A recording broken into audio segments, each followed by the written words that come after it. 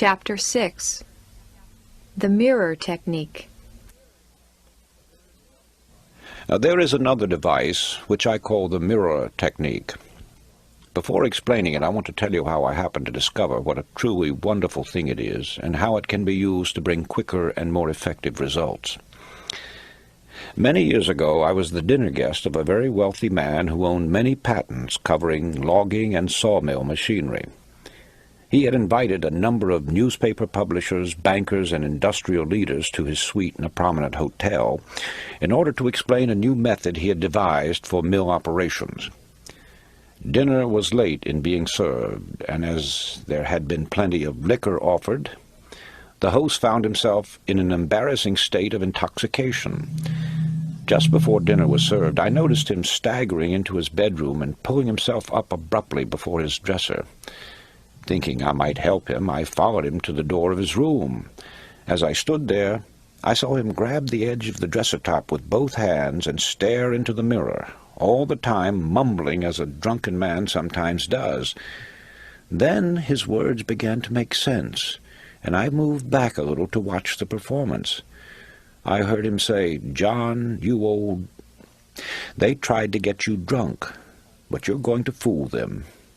You're sober. Cold sober. This is your party, and you've got to be sober." As he kept repeating these words while continuing to stare at the reflection of his eyes in the mirror, I noticed that a transfiguration was taking place. His body was becoming more erect. The muscles of his face were tightening, and his drunken look was disappearing. The whole performance was over in about 5 minutes. But in all my experience as a newspaper man, and more especially as a police reporter, I had never seen such a rapid change. Not wanting him to know that I'd been watching him, I made for the bathroom. When I got back to the dining room, I found the host at the head of the table, and while his face was still a little flushed, to all appearances he was sober. At the end of the dinner, he presented a very dramatic and convincing picture of his new plans. It wasn't until long afterwards, when I got a better understanding of the power of the subconscious mind, that I understood the science involved in transforming the obviously drunken man into a cold, sober host. Many great orators, preachers, actors, and statesmen have used this mirror technique for years. Winston Churchill, according to Drew Pearson, never made a speech of importance unless he made it before a mirror first. Woodrow Wilson also employed the same technique. It's what I call a supercharging method of stepping up the subconscious forces. This mirror technique gives a clue to the power and magnetism of Billy Sunday, the great evangelist.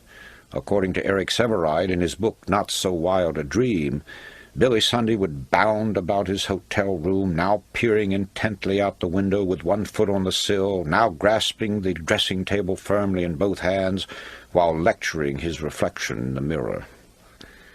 Now to outline the technique. Stand in front of a mirror. It need not be a full-length mirror, but it should be big enough so that you may at least see your body from the waist up. And those of you who have been in the Army know what it means to come to attention. Stand fully erect, bring your heels together, pull in your stomach, keep your chest out and your head up. Now breathe 3 or 4 times until you feel a sense of power, strength, and determination. Next, look into the very depths of your eyes. Tell yourself that you're going to get what you want. Name it out loud so that you can see your lips move and you can hear the words. Make a ritual of it. Practice doing it at least twice a day, mornings and evenings, and you'll be surprised at the results. Within a few days, you'll have developed a sense of confidence that you never realized that you could build within yourself. This power will give you that penetrating gaze that causes others to think you are looking into their very souls. Sooner or later, there will come an intensity that will reveal the intensity of your thought. Emerson wrote that every man carries in his eyes the exact indication of his rank. Remember that your own gradation or position in life is marked by what you carry in your eyes. So develop eyes that say confidence. The mirror will help you. A word of warning here. I take it for granted that none of you assume that the techniques I'm showing you here is an open sesame to riches and fame overnight. Certainly it wouldn't be wise to rush into undertakings far beyond your capabilities or your development. But by using this science you could learn the various steps which will take you to the top. But you must have a plan of action before any program is undertaken.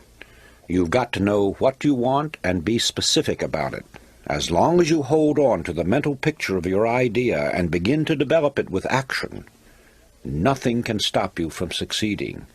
For the subconscious mind never fails to obey any order given to it clearly and emphatically.